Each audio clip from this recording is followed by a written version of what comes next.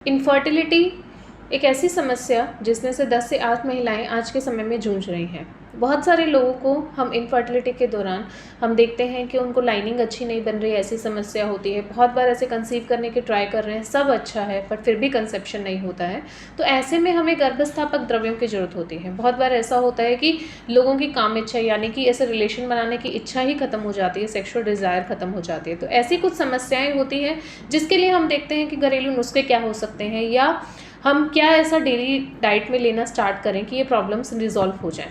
तो ऐसा ही एक घर में आम तौर पर मिलने वाला जो हमारा आयुर्वेदिक हर्ब है वो है मखाना, जिसे हम फॉक्सनट भी बोलते हैं या लोटस सीड भी बोलते हैं। मखाना जो है वो आयुर्वेद के हिसाब से गुण में गुरु और स्निग्ध होता है, रस में मधुर कषाय, विपाक में मधुर, वीर्य इसका शीत है, यानी कि बहुत सारे लोग बोलते हैं कि ये गरम तासीर का होता है, तो वीर्य हम तासीर को ले बोलते हैं, एंड डेट इज शीत, ये शीत वीर्य होता है और ये वात और पित्त दोषा को बहुत अच्छे से बैलेंस करता है। तो जो भी हमने ऐसा देखा है कि अननोन इनफर्टिलिटी है, जिसमें हम नॉर्मली बात करते हैं कि 20 प्रकार की योनि दोषा वात की वजह से होते हैं, पित्त की वजह से रिकरेंट अबॉर्शंस होते हैं, तो ये उन दोनों ही दोषास को बैलेंस करने में मदद करता है। तो मखाना जो है वो एक तरीके से गर्भ स्थापक होता है, यह वृश्य होता है, वृश्य यानी कि ये सेक्सुअल रिलेटेड इश्यूज जो भी हैं उनको रिजॉल्व करने में मदद करता है। पुरुषों के लिए भी उतना ही अच्छा है जितना कि महिलाओं के लिए होता है। बल्ले होता है, जो वीकनेस की कंप्लेंट्स लोग करते हैं तो उसके लिए भी बहुत अच्छा होता है। और मखाने को हम डिजीज़ में भी बहुत बार इस्तेमाल करते हैं, जैसे ब्लीडिंग डिसऑर्डर्स, बहुत सारी फीमेल्स बोलती हैं कि बहुत हैवी ब्लीडिंग की समस्या है, तो ऐसे में आप मखाने का प्रयोग कर सकते हैं।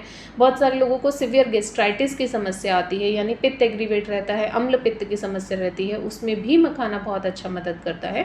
और इसी की तरफ कई लोगों को पोस्ट क्वार्टल बर्निंग सेंसेशन रहती है, यानी रिलेशन बनाने के बाद बहुत जलन की दिक्कत रहती है, तो वो भी एक तरीके से पित्त दोषा के एग्रीवेशन से होता है, उसको भी आप मखाने की सहायता से रिजॉल्व कर सकते हो। मखाने हम कैसे खा सकते हैं? कुछ लोग उसे स्नैक के फॉर्म में खा सकते हैं, ऐसे घी में फ्राई करके शाम को नाश्ते के तौर पे, इवनिंग स्नैक्स के तौर पे ले सकते हैं।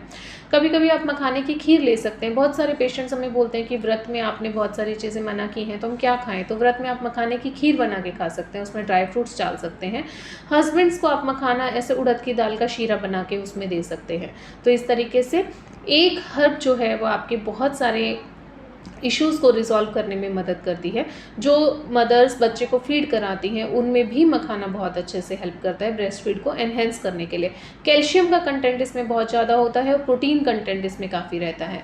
तो मखाना आपकी इनफर्टिलिटी को रिजॉल्व करने में बहुत हद तक मदद कर सकता है। तो आप डेली मखाने का सेवन कर सकते हैं।